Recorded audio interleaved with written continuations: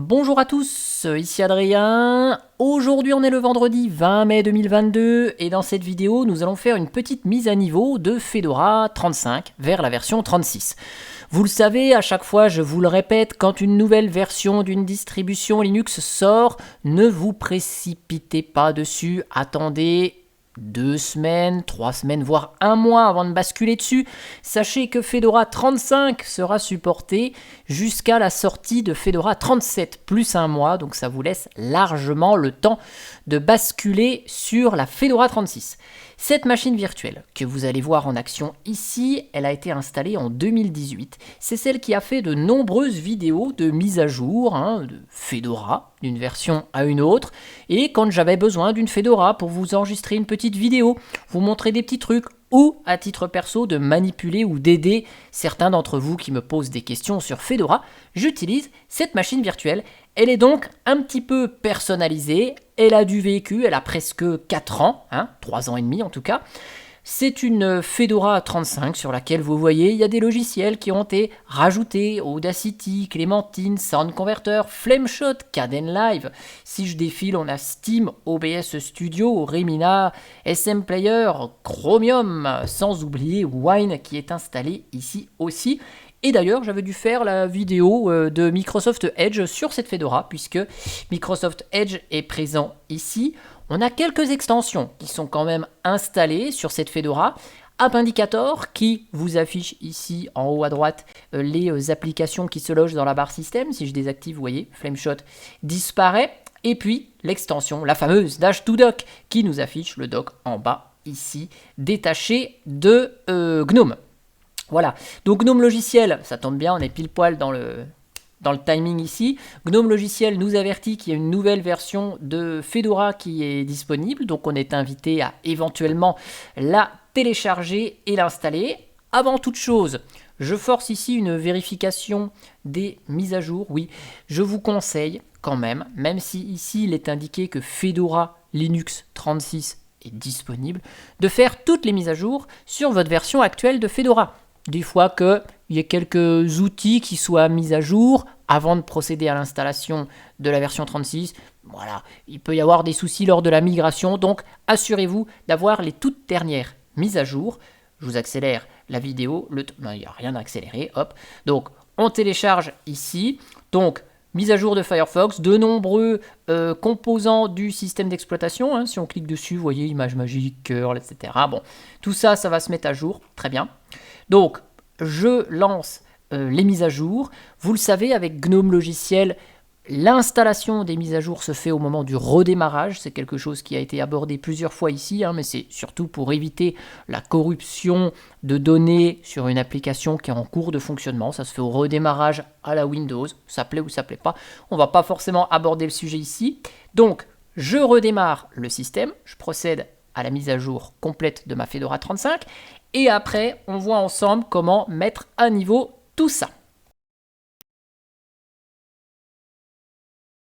Bien, les mises à jour sont installées, donc notre système redémarre automatiquement. Très bien, hop, tchouk. Et donc, maintenant, on va procéder au téléchargement de Fedora 36. Donc, aucune donnée perdue. Vous voyez, je fais tout en graphique. Pas de ligne de commande, comme ça vous voyez que ça se fait naturellement et que pour un utilisateur qui a déjà sa Fedora d'installer, qui a tapé quelques lignes de commande au niveau de l'installation des dépôts de RPM Fusion par exemple, eh bien n'a plus du tout de ligne de commande à taper de ce côté-là. Juste avant, je vous montre rapidement les dépôts logiciels que vous voyez pour ceux qui n'ont pas vu les diverses vidéos faites sur cette installation-là. Tout ce que j'ai comme dépôt logiciel, à savoir les officiels de Fedora. Flatpak est installé ici, donc FlatHub est disponible. Vous voyez, il y a même AnyDesk qui est désactivé. Bon, j'ai dû faire des tests. Mon dépôt perso. Donc, on a les dépôts évidemment de Fedora 35 qui sont activés de force, c'est le cas. Fedora modulaire 35. On a les mises à jour qui sont dispo. Donc, le dépôt Microsoft Edge additionnel, il est là. RPM Fusion, 35 free updates, non-free updates, donc eux ils sont installés depuis belle lurette. Les dépôts concernant Vivaldi et Vivaldi Snapshot, tout ce qui concerne les micro-logiciels, bon, même si dans une machine virtuelle, on n'est pas concerné. Et puis, ici, à l'époque où j'ai installé Fedora, il n'y avait pas le bouton, comme je vous ai montré sur la Fedora 36, qui permet d'activer les dépôts tiers. Mais si vous activez les dépôts tiers, ce sont ceux-ci qui s'activent: Google Chrome, RPM Fusion avec NVIDIA et RPM Fusion avec Steam. Voilà, donc ils ne sont pas activés puisque j'ai les dépôts RPM Fusion qui sont installés par défaut ici. Donc, je me rends à nouveau dans la partie mise à jour. Si je veux avoir davantage d'informations sur la nouvelle version, je clique sur le lien et j'arrive ici sur... Hop là, ah bah oui, évidemment, il y a les flux RSS qui se mettent en route. Hop, hop, hop. Donc là, on a quoi? On a les notes de version qui s'affichent ici avec les détails, donc ce dont on a parlé en détail. OK. Et puis ici, télécharger nous fait simplement télécharger tous les paquets nécessaires pour procéder à la mise à niveau vers Fedora 36. Donc là, ça va prendre un petit peu de temps. Je vous accélère la vidéo. On va juste lancer en même temps le moniteur système pour vérifier qu'il télécharge bien. Yes, il télécharge bien. Ici, ça réceptionne. Donc je le laisse télécharger tout ça. Et puis, on se donne rendez-vous au moment de l'installation.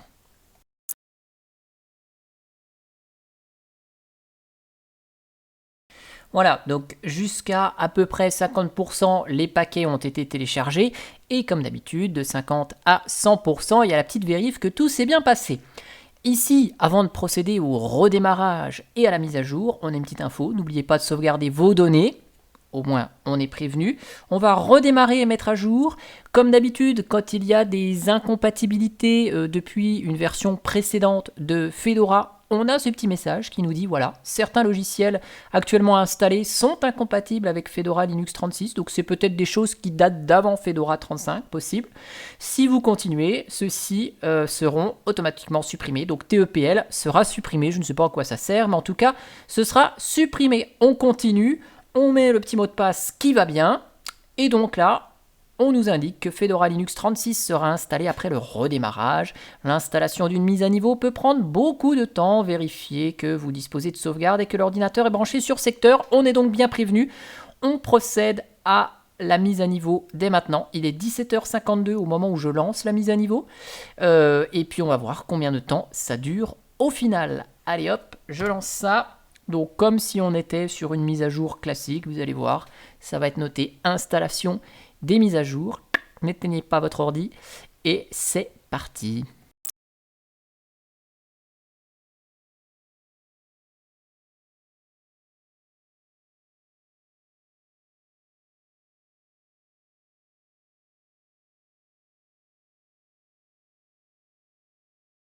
Hop là, donc le système redémarre ici. On voit déjà sur le grub qu'on est sur un noyau compilé pour Fedora 36. Donc j'ai envie de dire, ça sent pas trop mal. Ça sent pas trop mal. On va laisser le système démarrer. Donc on a vu ensemble, on a commencé au niveau du redémarrage à 17h52, si ma mémoire est bonne. Là, il est 18h05, donc on peut compter une quinzaine de minutes sur SSD avec l'ensemble des logiciels qui étaient installés sur cette machine. Donc je me connecte, comme d'hab ici, je vais juste basculer en plein écran à nouveau. Yes, voilà. Donc, bienvenue dans Fedora Linux 36. La mise à niveau système est terminée. Cool. Donc, au niveau ici de ce qui se passe là. Très bien. Hop, on va aller dans Paramètres. On va aller vérifier qu'on est bel et bien en Fedora 36. C'est le cas. Donc là, on a toutes les nouveautés de GNOME 42. Si je vais dans Apparence, on va pouvoir basculer en thème sombre. Cool. Ok, donc le fond d'écran a disparu, mais c'était le fond d'écran par défaut de Fedora 30. Enfin, je ne l'ai jamais changé. Ça, c'est pas grave. En principe, vous le changez, vous. Le fond d'écran, vous laissez pas le truc par défaut. Les extensions, elles sont toujours là. On voit que Flameshot est toujours là. Mon Dash2Dock, il est toujours en bas. Donc, ici, App Indicator est là. Dash2Dock est là. Donc on a Game Mode qui n'est plus compatible. Alors ça, c'est pas moi qui l'ai installé. C'est probablement un truc qui date d'il y a super longtemps. Ok. Sinon, j'avais pas d'autres extensions ici. Donc si je lance Vivaldi, bon bah, mon navigateur internet qui est un logiciel annexe, hein, il est toujours là. Ok.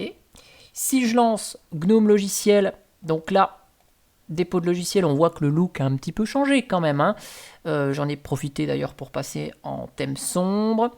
Donc le temps que les dépôts logiciels s'affichent ici, hop là, on va lancer le gestionnaire de fichiers. Donc là, on voit que les icônes ont changé au passage. Très bien. Moniteur système, toujours là. OK.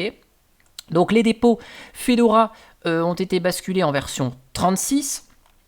Les dépôts RPM Fusion également. Le dépôt pour Microsoft Edge, bah, il est toujours là. Ceux de Vivaldi, ils sont toujours là. Donc là, il n'y a aucun souci de ce côté-là. On voit que Google Chrome, RPM Fusion se sont activés au moment où j'ai fait la mise à niveau. OK. Donc là, je n'ai pas Google Chrome, hein, je crois d'installer. Hein. Google Chrome n'est pas installé, non, mais vous voyez, cette fois-ci, il est présent directement dans le gestionnaire de logiciels. Donc là, hop là, si je clique sur Google Chrome, tac, ok, on a le dépôt, il est activé, je peux installer Google Chrome direct. C'est pas beau ça.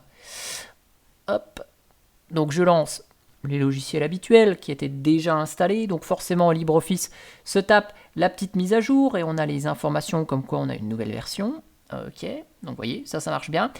Par rapport aux applications qui étaient installées sur d'autres dépôts. Alors là, je vais juste lancer la ligne de commande à titre exceptionnel pour vous faire un petit Flatpak list, juste pour voir, parce que je ne me rappelle plus du tout quelles applications sont installées en tant que Flatpak. Il n'y en a aucune. Très bien. Donc FlatHub, je l'avais installé, mais probablement, il n'y a plus rien qu'à installer. Donc si je vous lance EasyTag, qui était dans les dépôts, fonctionne toujours, très bien. Kdenlive qui est dans les dépôts RPM Fusion, c'est donc pas le Flatpak, eh bien il est là. Hein. Kdenlive, il est lancé. Alors le thème, il est un petit peu cassé. Hop, on va pouvoir ici changer Adwaita Dark. Et puis thème de couleur par défaut. Alors je vais voir si en basculant et en relançant, ça fonctionne en Adwaita Dark. Non, bon, le thème est un tout petit peu cassé. Ok, il faudrait juste se renseigner là-dessus, probablement installer Breeze. Breeze, il manque peut-être Breeze, d'ailleurs je vais voir. Donc GNOME Paquet a disparu puisque... non, il est là, j'ai rien dit. Hop, Breeze. Je ne l'ai jamais installé, hein, Breeze, hop. Donc Breeze icône thème. Donc ça va nous permettre d'installer Breeze. SDDM Breeze, Plasma Breeze, voilà, hop, c'est ça. Donc là, j'installe avec GNOME Paquet, que je vous avais parlé dans une vidéo. Donc normalement, c'est installé. Et là, cette fois-ci, je dois pouvoir... Non. Style. Bon, je ne vais pas passer mon temps là-dessus. Hop, Adwaita. Ok, bon. Là, il y a un peu d'investigation à faire. Mais je ne sais même pas à quoi ressemblait Kdenlive avant. Hein. Je ne l'avais pas forcément lancé. Mais en tout cas, il fonctionne. Il y a juste un petit problème graphique de ce côté-là. Dans d'autres applications en provenance de RPM Fusion, qu'est-ce qu'on avait? Eh bien, on avait, je ne sais plus quoi, SM Player, je crois qu'il est en provenance de RPM Fusion. Donc là, il fonctionne. Perfecto. Qu'est-ce que je voulais vous montrer? Ouais, les logiciels annexes qui viennent par exemple de mon dépôt, comme PhotoFlare, et ben ça fonctionne ici. Voilà, ça s'est mis à jour. Au passage, hein, PhotoFlare est disponible depuis mon dépôt. Si on fait un petit rpm-qa pipe grep PhotoFlare, non, on voit pas que ça vient de mon dépôt, rpm-qi. Ça, voilà. Ok, Fedora, Copr, user Adrien D. Donc là, le logiciel, il va bien. rpm-qa pipe grep Kdenlive. Donc Kdenlive, lui, il vient de RPM Fusion, je crois. Voilà. Ok. Donc je vais le faire en ligne de commande sudo dnf search Breeze. Il y a probablement un paquet Breeze à installer qui n'est pas pris en tant que dépendance. Donc je vais laisser juste ça pour voir si on peut diagnostiquer ce petit souci. Audacity, donc lui il est en provenance des dépôts RPM Fusion parce que ça doit être Audacity FreeWorld que j'ai installé ici. rpm-qa pipe grep Audacity, donc pour le support Non, c'est Audacity normal. Le Audacity normal, je crois qu'il n'a pas le support des MP3. Bon, là, on voit, Audacity n'a pas voulu se lancer. Ouais, il y a un incident avec Audacity. Donc, j'irai jeter un petit coup d'œil de ce côté-là et voir si, éventuellement, on peut remonter le bug. C'est pas tout à fait normal. Je testerai sur une install toute propre. Ok. Donc Wine il est là, Steam en provenance des dépôts RPM Fusion, OBS Studio, je crois qu'il vient de RPM Fusion aussi, donc ok. OBS Studio, il est toujours là, avec ici la possibilité d'ajouter la capture d'écran, hop, ici, ok, voilà, avec le support de Pipewire directement, hein, donc là, on est avec Wayland directement, on est avec Wayland, vous voyez ici, quand l'écran est partagé, on a cette petite information, l'écran est partagé, ok, et je vous montre bien qu'on est en présence ici de Wayland, donc ça fonctionne sans aucun souci sur Fedora, voilà, hop, ici, Wayland, hein, donc l'enregistrement avec OBS Studio fonctionne parfaitement bien, ça c'est intercepté avec l'outil directement inclus de GNOME hein, pour enregistrer l'écran. Donc ça, zéro souci. Les extensions, zéro souci aussi. Ok. Et donc ce que je voulais voir, ah oui, c'était ça. Donc Breeze, Plasma Breeze, sudo dnf install Plasma Breeze. Est-ce qu'il s'est peut-être pas installé avec GNOME Packet? Je crois que GNOME Packet n'existe plus maintenant hein, sur Fedora, donc peut-être que l'outil ne fonctionne vraiment plus du tout. C'est quelque chose que j'avais installé il y a longtemps. J'avais dû vous en faire une vidéo, mais je doute que ça se soit installé. On va le faire en ligne de commande ici, puisque c'est pas un logiciel graphique. Et donc effectivement, s'il manque Plasma Breeze pour avoir un thème à peu près cohérent de Kdenlive, on va aller jeter un petit coup d'œil du côté de chez RPM Fusion pour le demander en tant que dépendance, s'il manque ça, pour que ce soit joli. Mais on peut dire vraiment hein, que la mise à niveau d'une Fedora 35 vers 36 se passe sans aucun souci. Là, on a deux éléments un peu étranges. C'est effectivement Kdenlive qui a un thème pas terrible, en tout cas quand on a un thème sombre. Bon, je diagnostiquerai ça un petit peu plus tard. Je vous mettrai si besoin les liens dans le descriptif de la vidéo. Et puis Audacity qui peine vraiment à se lancer. Audacity. Je vais voir si on a des erreurs un peu plus distinctes. Ici, alors ce sont peut-être des anciennes configurations qui datent d'avant, comment on appelle ça, Pipewire et tout ça. Je vais voir si je peux Audacity. Non, il n'y a apparemment pas de choses. Je vais faire le test tranquillement à tête reposée de Audacity sur une machine toute propre Fedora 36 pour voir si ça vient de la mise à niveau ou d'Audacity tout seul installé tout neuf dans une Fedora. Voilà. En tout cas, j'espère que cette vidéo sur la mise à niveau vous aura plu. Vous avez vu que ça a globalement bien fonctionné, si ce n'est que pour Audacity et Kdenlive. Après, ces deux logiciels sont présents dans les dépôts FlatHub, donc ce qui vous permet d'avoir éventuellement une solution de contournement si jamais ces applications ne fonctionnent pas dans les dépôts officiels de Fedora. En tout cas, n'hésitez pas à mettre votre avis si vous avez réalisé une mise à niveau de Fedora 35 vers 36 ou de 34 vers 36, puisque c'est possible de sauter deux versions avec Fedora sans aucun souci. Sur ce, je vous souhaite un excellent week-end et à bientôt pour une prochaine vidéo. Allez, ciao ciao, bye bye.